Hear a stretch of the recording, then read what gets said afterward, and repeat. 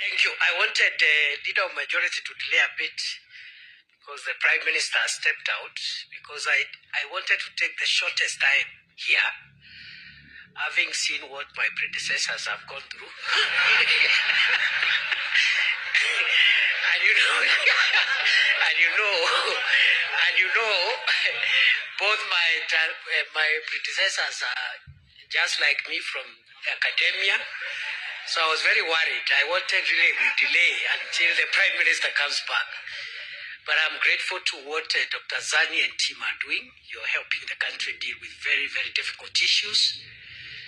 I'm also very impressed by Professor Makao Mutua's work. It's quite a heavy topic that he's handling on behalf of the country. So my sister, Dr. Zani, and my academic senior, Professor Makao Mutua, I wish you Godspeed as you do this on behalf of all of us.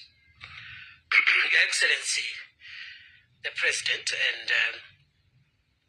Your Excellency, Prime Minister, and my colleagues, let me just say two things as we wait for the Prime Minister to come back and address us. The first one is, for the last 33 years, our country has revolved around majorly two political formations. And the difference in the political strength of those two major political formations has not been very big difference. We've been like that since we went into multi-party politics. So that you have a strong party winning, but even the opposition is fairly strong. What that means, therefore, is that our country, like all democracies, requires bipartisan consensus building, especially to deal with serious and heavy national issues and national challenges. I like what my mono in school and the leader of the National Assembly minority side, Junaid said. My distinguished mono. He said that he's back. I was just praising you,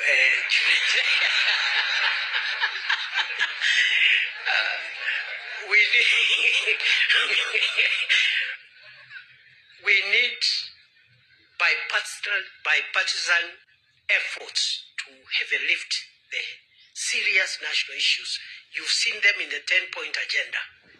The fight against corruption, the fight against ethnic bias, the fight against all these vices.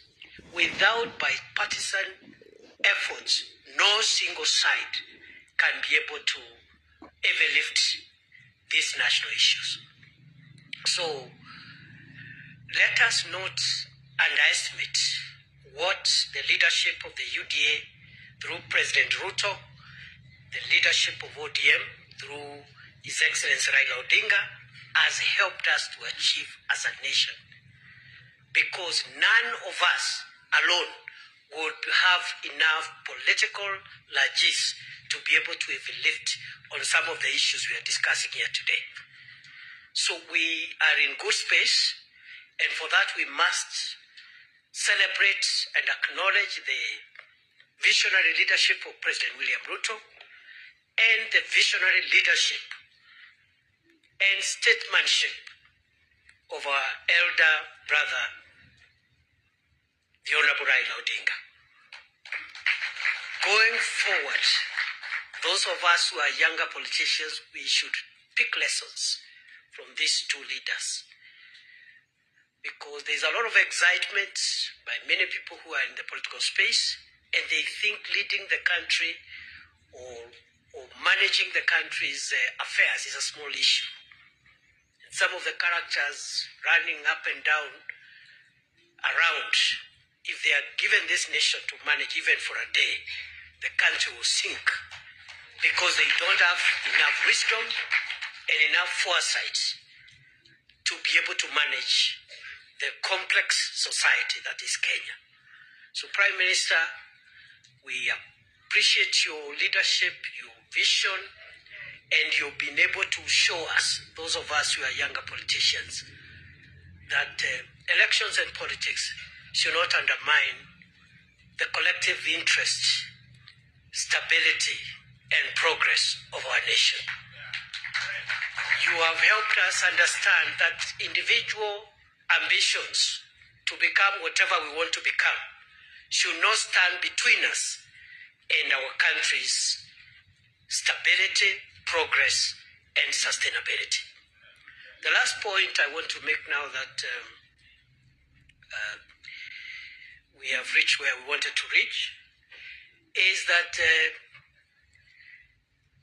again, just to emphasize that I am happy to see again many political parties whose leadership is here, but although the NADCO and the 10-point agenda was introduced by the two largest parties, UDM and ODM, we have other allies who have joined us from both sides. And what this means is that the country is generally and gradually forming the national consensus that we are looking for. And therefore, for me, the lesson I pick, even looking at the leadership that has spoken here, Stewart Mazayo from Kilifi, Owen Bayer from Kilifi, Junel Mohammed from Migori, Migori and other places, and myself. Those who have felt that perhaps they need space to show their leadership skills, yet they feel their background, their religion, their ethnicity disadvantages them.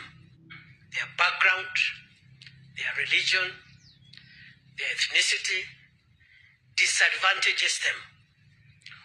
In a large national party, to realize your dream, your potential, and your skills to be tapped than otherwise. And therefore, going forward, as we form coalitions and build our respective parties, let us look towards building national parties as opposed to sectarian parties, because that is where the future of our nation is best assured.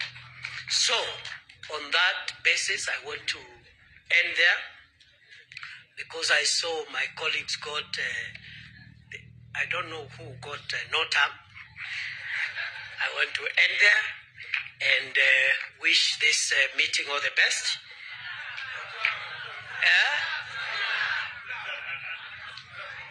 All right. Now, because our leaders are here, after the formal event is over, I'll remain behind, and then we'll also test a few slogans after that.